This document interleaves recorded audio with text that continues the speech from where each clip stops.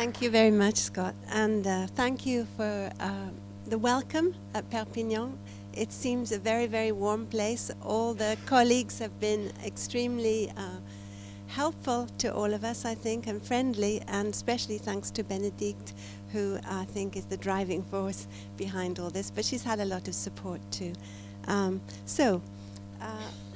Although they're not usually concerned with recent history, geologists have lately begun to suspect that we have seen the end of the beneficent era of the Holocene, whose temperate climate conditions helped humans develop many of the skills and institutions that define our species. With the Industrial Revolution, the intensive consumption of fossil fuels began, and mechanized agriculture, among other things, permitted the human population to grow exponentially. This ushered in the Anthropocene, a new epoch in which the actions of humans altered the course of Earth's deep history.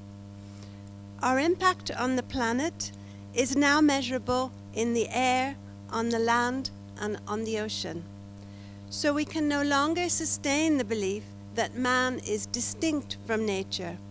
Bruno Latour has argued that by thinking ourselves separate from the milieu in which we live, and I'm especially thinking of Western people here, we moderns claimed control over everything we classify as non-human. By dividing the world into thinking beings, res cogitans, and material objects, res extensa, we gained power. But we reimagined our environment in ways that robbed it of its magic. Enchant is from the Latin incantare, to pronounce spells. With the Industrial Revolution, poets took up the task of reenchanting the world, celebrating spaces unsullied by human activity. However, aestheticizing nature only perpetuates the compartmentalization that indirectly brought on the rapid planetary changes we are now experiencing. So, is reenchantment really needed in the brave new world of the Anthropocene? Should writers continue to celebrate a wildness that is conceptualized as humanity's other? Should readers console themselves by contemplating a green world if it no longer exists? I will argue that writers need forms of address to help readers understand the ways in which the Anthropocene upsets our habitual understanding of time and space.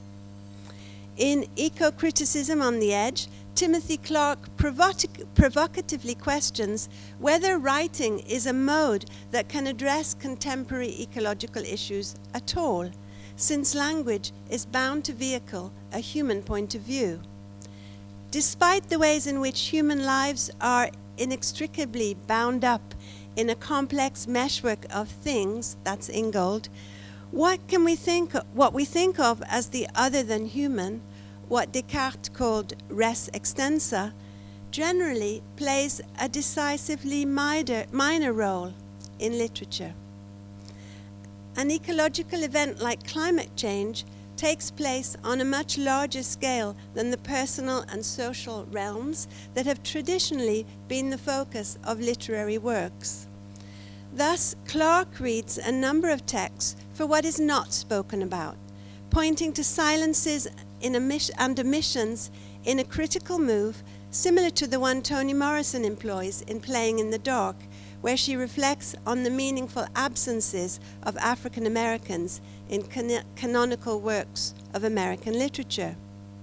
Somehow, we have to overcome the evident disconnection between our growing knowledge of the complex systems shaping our existence and the aesthetic modes available to imagine them.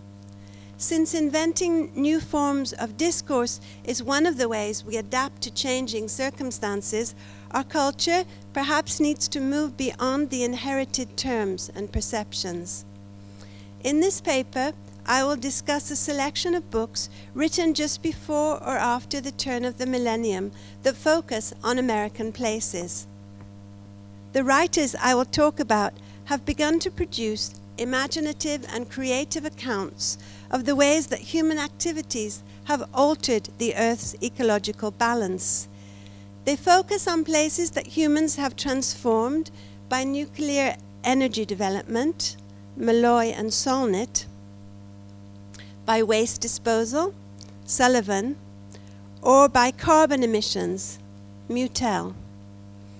Their works are transitional, positioned at the threshold at which the writers bid farewell to nature to usher in the Anthropocene. They are part of a tradition begun by Thoreau when he built a cabin at Walden Pond as a site from which to critique the growing materialism of the newly industrialized American nation. He was writing at the moment at which many scientists would locate the beginning of the Anthropocene era. The problems he saw were minor compared to those that we now face, and so our conceptualization of our milieu has had to change in response.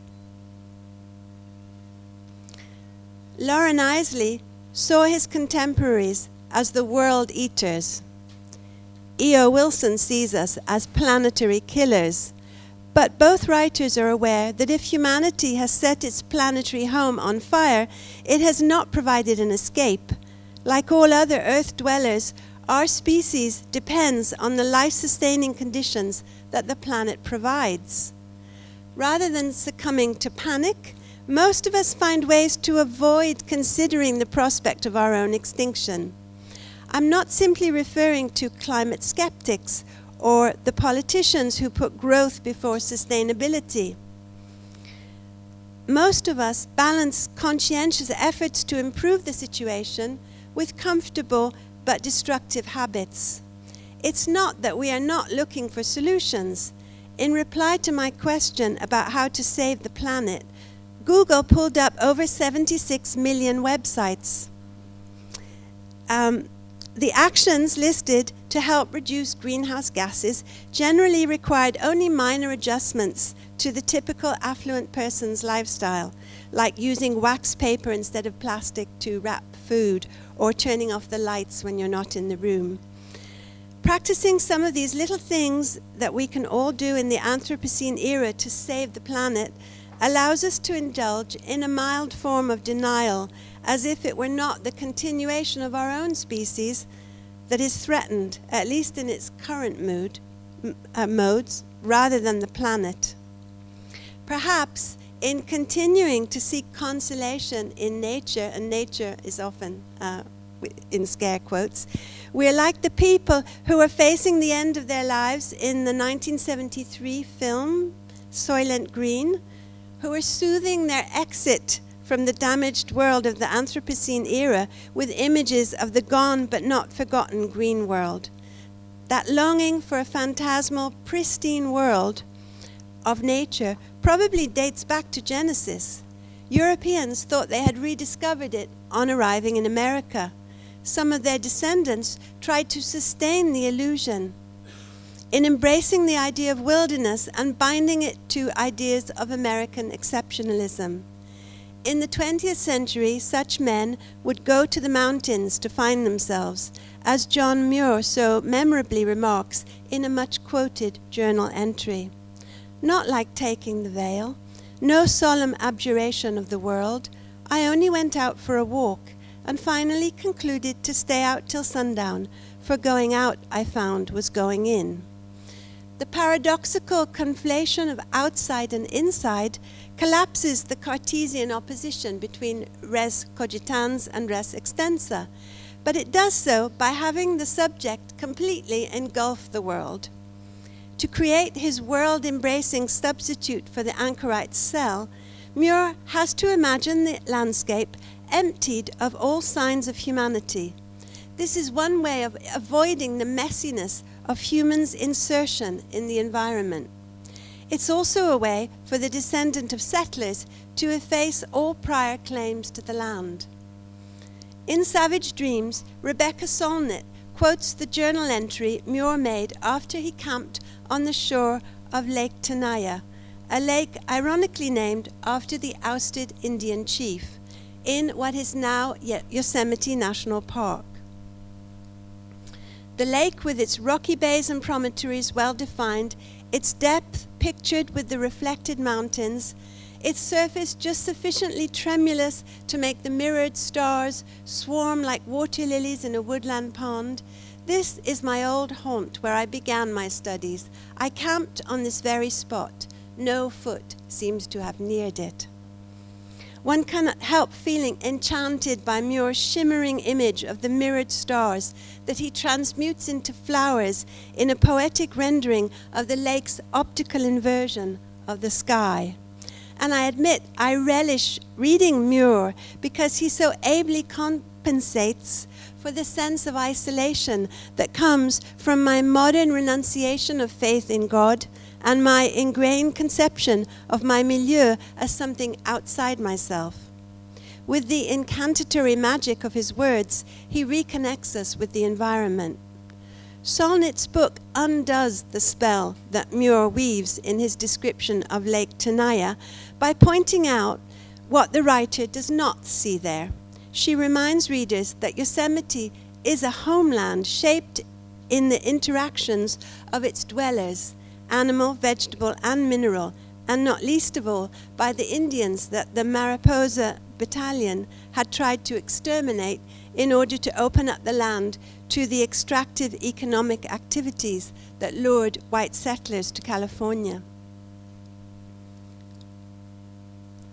Instead of using language to reenchant our relation to the land, Solnit, along with other more or less contemporary writers of place, tries to redefine that relation by showing the complexity of history. In place of the timeless nature contemplated by earlier writers, the new literature of place features enmeshed space-times evolving in the interactions of human and non-human agents. It does not relinquish the attempt to make emotional connections with the environment, but it tries to care about place without sacrificing a sense of its mixedness. Some of the writers start from the dream of renewal in a return to a green world, but then they move on to the recognition that humans have always co-created and co-defined the places where they find themselves. Neither peoples nor places are stable and unchanging. In the mesh of connections and interactions, what we have done and what we do have consequences that are too complex to be predicted, let alone controlled. We live in what Latour, borrowing the latter term from William James, has called an entangled pluriverse. Traditionally, as Scott Slovic has shown in his study of writers from Thoreau to Barry Lopez, nature writing explores the individual consciousness in the process of perceiving the natural world. The writers go out, like John Muir, to find that they are going in. The environment of the Anthropocene disrupts this harmonious relationship, and writers have to account for a new sense of a misfit between outside and inside. Ellen Malloy relates this experience in The Last Cheater's Waltz, a book in which she recounts her exploration of the territory surrounding the house she is building in the Utah desert. The waltz of the title describes the desert dweller's habitual embrace of her surroundings in a love dance with a place whose incandescent beauty, coupled with her capacity to respond, is her means of gaining a thrilling affirmation of her own existence. She claims to have, I quote, a local, if not a regional reputation for sensory intensity. Surprisingly, though, the book begins with a domestic accident that changes her relation to her milieu. One morning, in a rough-hewn, single-room screen house in a cottonwood grove, but a few wing beats beyond the San Juan River, I poured scalding water through a paper coffee filter into a mug that, unbeknownst to me, contained a lizard still dormant from the cool night. I boiled the lizard alive. I sat on the front step of the screenhouse with sunrise burning crimson on the sandstone cliffs above the river and a boiled reptile in my cup. I knew then that matters of the mind had plunged to grave depths. I was either hopelessly unmoored from myself or hopelessly lost in the murk of self. The problem, obviously, was that I could no longer make the distinction between the two.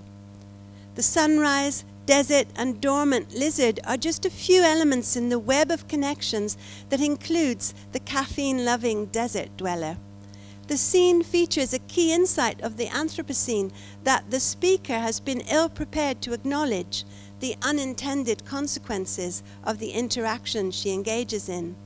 Her fatal encounter with a co-inhabitant of the desert prompts her realization of her confusion about both her surroundings and herself.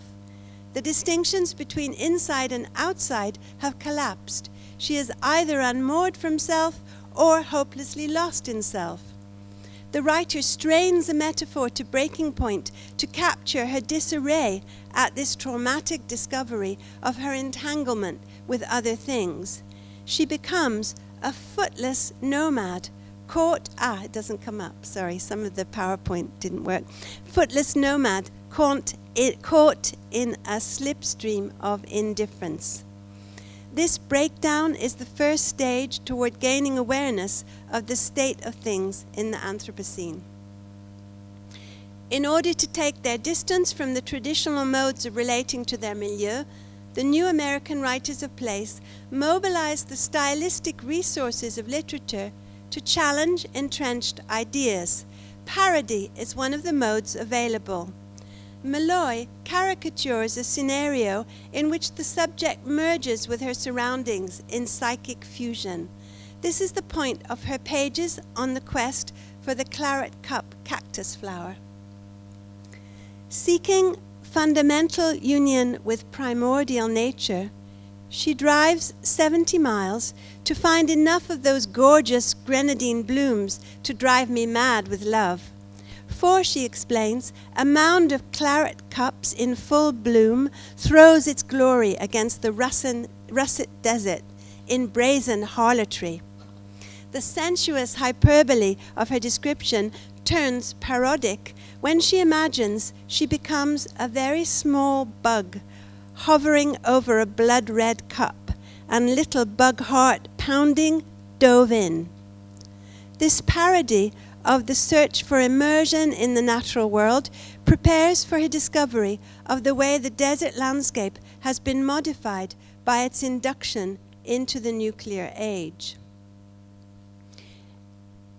In a book that recounts an exploration of the swampland that overlooks the skyscrapers of Manhattan, the Meadowlands Wilderness Adventures at the Edge of a City, Robert Sullivan evokes traditional modes of place writing in order to draw attention to the novelty of his own account. The Walden Swamp chapter of the book makes these connections explicit, while drawing attention to the comic disparity between Sullivan's latter-day adventure and its most famous precedent. Like Thoreau, Sullivan explores a place that is near at hand, on the edge of more fully settled territory. I began to consider taking a trip to Walden Swamp and then spending some time out there and maybe even contemplating nature and civilization, just like Thoreau or someone like that. He is determined to commune with nature and what have you. Walden Swamp is actually in the Meadowlands.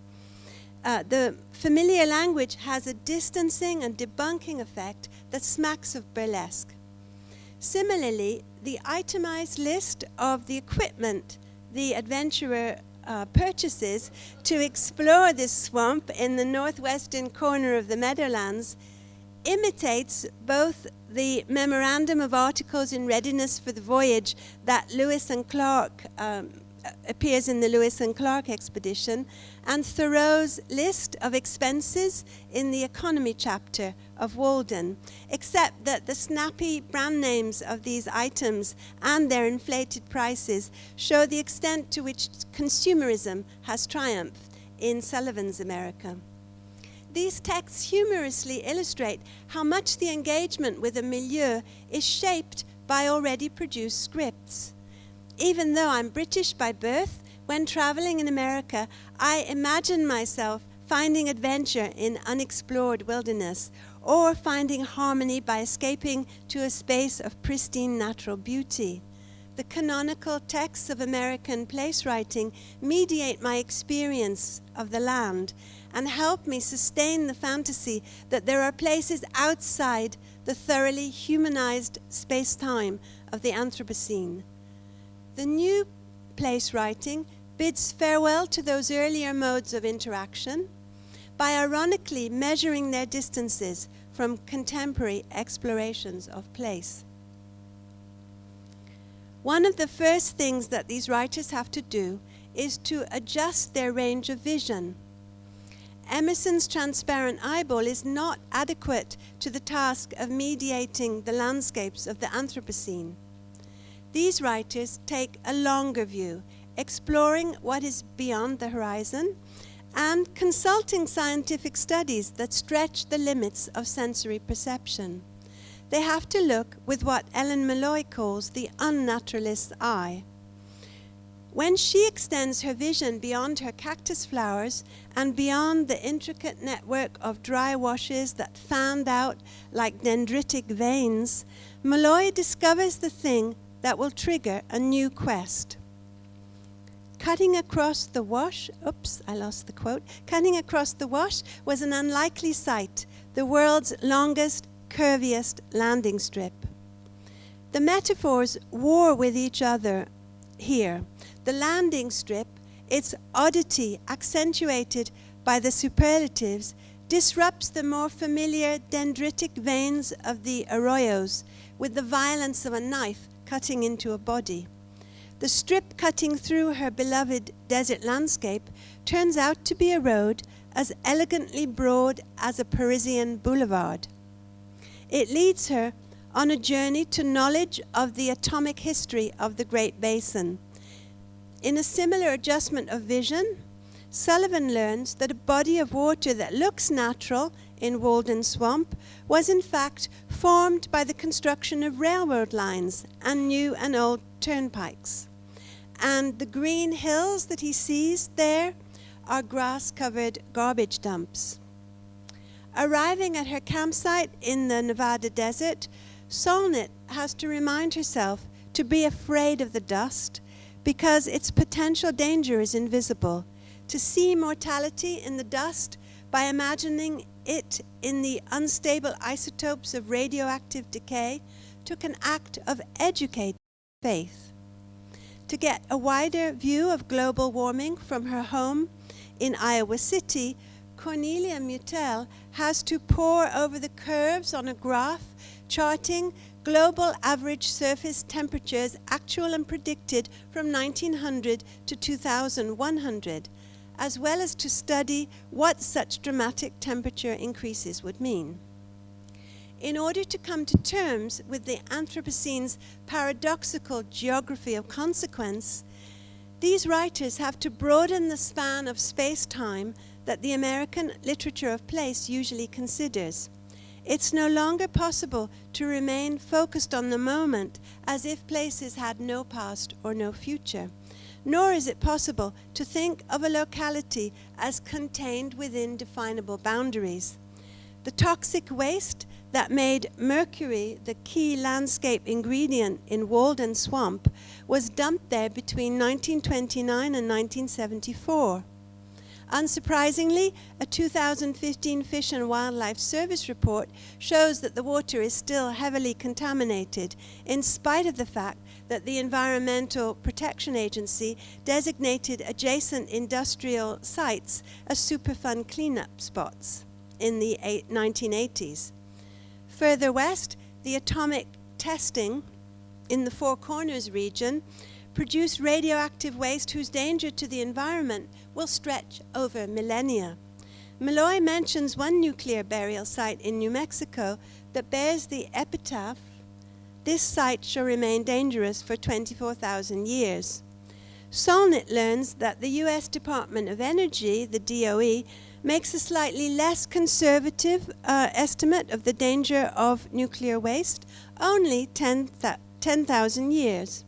When she asks geologist Steve Frischmann about the reasoning behind that figure. He explains that if you're going to do a probabilistic risk analysis and you're looking out to some distance in the future, when you get to about 10 to the fourth, meaning about 10,000 years, you start vastly increasing uncertainty. In fact, Solnit goes on to explain that the DOE expects that in 10,000 years, our language and culture will be extinct, since none has ever lasted a fraction of that time. Marking the waste deposit sites in such a way that the warnings will last 10 millennia and still be meaningful to whomever may come along has been something of a challenge to the DOE's futurists. Clearly, the time spans involved in man-made disturbances of the environment surpass our normal imaginative faculties. Another challenge brought to us in the Anthropocene is that of projecting how the consequences of our greenhouse gas emissions will play out in time. Scientists make graphs to project into the future, but they are too abstract for the general public. Besides, industrial lobbyists have seized on the professional caution written into scientific hypotheses to discount their projections. At the other extreme, the science fiction writers' apocalyptic visions of future destruction may seem too fantastic to modify our sense of the real. What about the literature of place? Environmental writer Cornelia Mutel wrote a Sugar Creek Chronicle in order to heighten awareness of the extent and reach of the dangers involved in climate change. Her book employs a twofold personal chronology. First, imitating Thoreau's Walden, she presents an account of her year in her woodland home from January to December 2012. She describes the cycle of seasonal changes, noting the ways in which the year deviates from earlier climatic norms and making projections as to how this might upset the ecosystem of the oak forest in which she lives. Nevertheless, the scale of climate change is so vast that the view of a single observer would be hopelessly inadequate. So her chronicle of the year includes details from various news sources about weather-related anomalies taking place in a much wider geographical radius. Then, alongside these journal entries, she interleaves a second timeline that covers some of the events of her life from childhood onward. She documents the time of her ignorance, drawing readers in with a rhetorical question and admitting to her own insouciance during the 1970s. Why dwell on potential problems before being forced to do so? Our days were full and good. I assumed that humanity could never irreversibly alter two of Earth's largest entities, the globe's atmosphere and its oceans, nor could we ever destabilize something as huge and complex as our planet's climate system. The recourse to this double persona, her earlier self contrasting with her present self, produces dramatic irony and engages readers' complicity and comprehension. To address the problem of scale that climate change poses, a Sugar Creek Chronicle retracts the temporal time span of the Anthropocene to human dimensions. The book's double time span allows the writer to make an analogy between the unsuspected dangers of climate change and the unforeseen development of cancer in her mother's body and her own. Both can distort healthy functions and ultimately lead to dramatic changes, and both are best treated by strong actions taken early before they spin toward points of no return. By putting a personal problem in parallel with a planetary one, Mutel shrinks the vast global warming phenomenon down to a humanly imaginable size. As a child, she assumed that regardless of what we did, human life and my family would go on forever. It could not change in its most fundamental manner. Nevertheless, things did change. Her mother's cancer was diagnosed too late, when it was past what she calls the tipping point. and at age 18, the writer lost the safe refuge of her family home. She offers her life experience as a parable about the urgency of taking action in the face of global warming.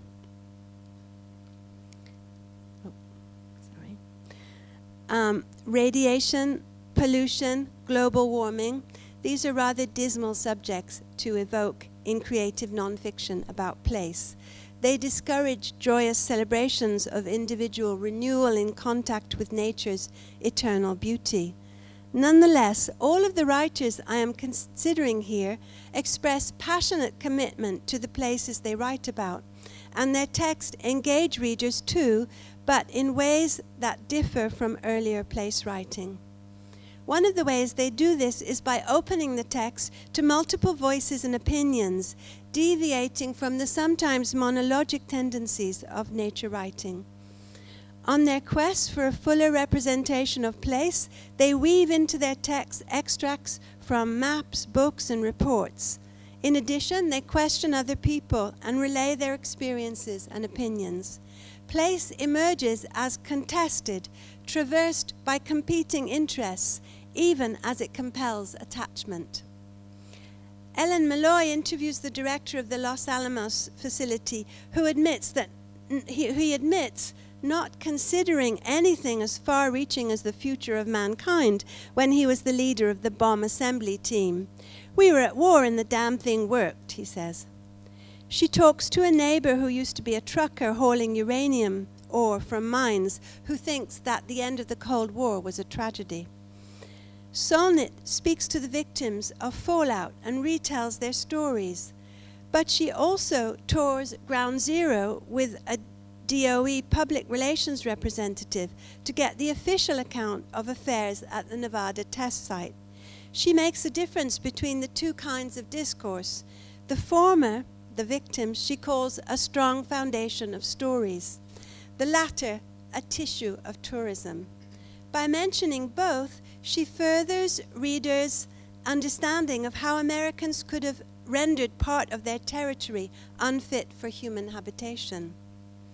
The meadow swampland that Sullivan explores is fringed with towns and crisscrossed with roads. To investigate, he enters into contact with diverse humans with surprising attitudes and experiences, like the mayor of Secaucus, who boasts of how he polishes the town's dubious reputation for pig farming by reframing it as recycling. Or the owner of a garbage dump who tours his property like an adventurer, alert to fresh discoveries. Or the mosquito inspector who counts the number of mosquitoes that land on him and brags to have the all-time record for numbers. Sullivan relays these meadowlands' voices with gusto, capturing their different sociolects and idiolects and their particular modes of relating to their surroundings. Through their voices, the despised swamp takes on character and interest. It is part of people's lives, even as it resiliently repels their schemes to tame it and to make it serve human designs. The voices that Cornelia Mutel quotes in a Sugar Creek Chronicle are those of her family members, her neighbors, or the radio reporters who relay news of the exceptional weather events of 2012, the drought in Iowa, the fires in the West, Hurricane Sandy in New York, or Super Typhoon Haiyan in the Philippines. But she also receives messages from non-human sources. Things speak to her. Fossils tell her about the past. The orderly seasonal comings and goings of plants and animals speak of the maintenance of life, while the fissures in the earth and the shriveling of plants protest the lack of water during the drought. To bring home to readers the lively agency of more than human things, these texts embrace an aesthetic of mixedness. For Mutel, initially, the interactivity of things seems miraculous. For example, the nutrients circle around the globe as well as within my body. The silent, magical decomposition executed by trillions of bacteria and fungi allows life to prevail. Somehow all life depends on energy pouring down from the sun.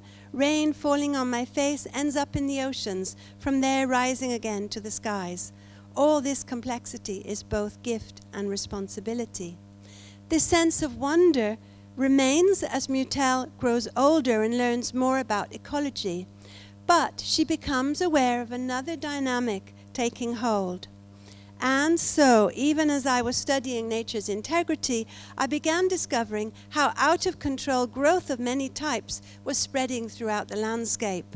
As the US population and per-person consumption grew, fossil fuel use soared exponentially, resources were depleted, native plants and animals dropped in number, and toxic waste multiplied. Local problems inflated into regional dilemmas, and regional problems spread around the globe.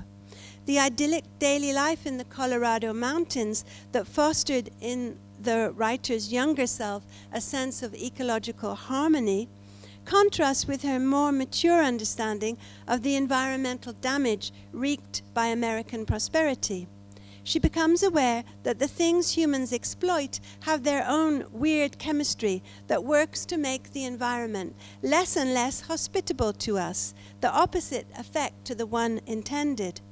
The language of place writing has to expand to take in these unwanted and unexpected interactions. While Mutel's exposition of environmental contradictions is straight and serious, Solnit chooses irony to describe the strangeness of American places in the Anthropocene. For example, she tells of passing the town of Rhyolite in Nevada and seeing a pretty gleam of silver in the distance, rather than the picturesque mountain lake of conventional place writing. It is the largest cyanide pond in the world, with next to it a mountain being digested into tailings for gold. In the extractive industrial West that seldom features in literature, what seems pretty from a distance can be deadly, and what seems eternal can be digested. In Malloy's and Sullivan's books, we find an absurdist humor of contraries that makes the anomalies of the Anthropocene as fascinating as they are disturbing.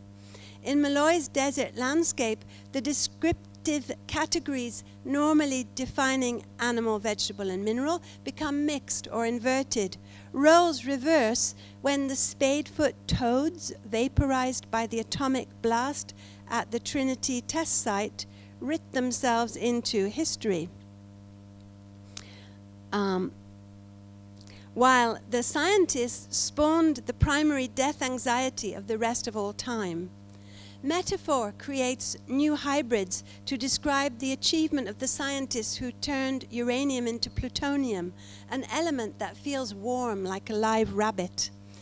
In a dizzying collapse of boundaries, animals write history, males give birth, and inorganic things come alive. In Sullivan's Meadowlands, the cars follow migratory patterns.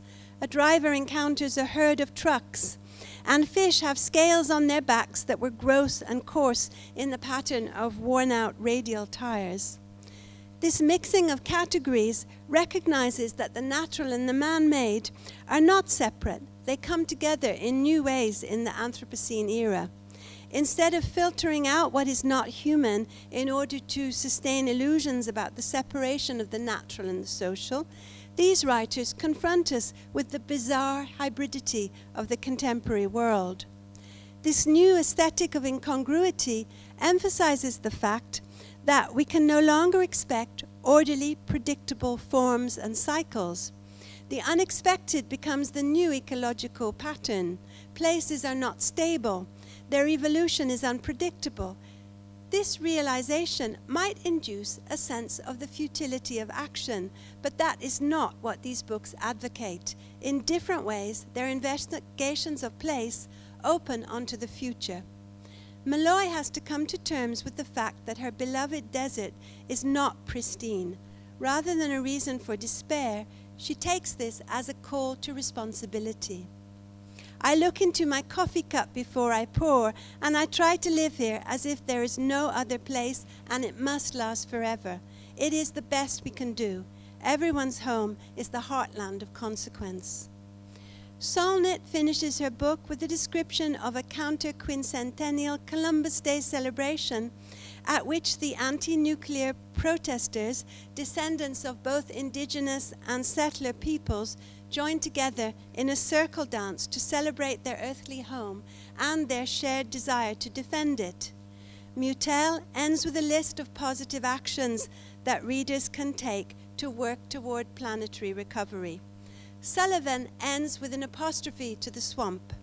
Oh, meadowlands, how is it that you will somehow manage to be spoiled but unspoiled, trod upon and bulldozed, remediated and reclaimed, dumped in and sprayed all over, but somehow never spent? Past efforts to exploit the swampland have ended in failure. Schemes have gone awry, transforming the land in unintended ways. The meadowlands remains vulnerable but resistant to new endeavors to extract profit from it. It is humanity's place on earth that is called into question. The texts that I've considered here bid farewell to the belief that nature is separate from human beings, whether as something to be enjoyed or exploited. They also revise the old idea that places are separate from one another, showing the error of celebrating the transcendent beauty of spaces unspoiled by human interference.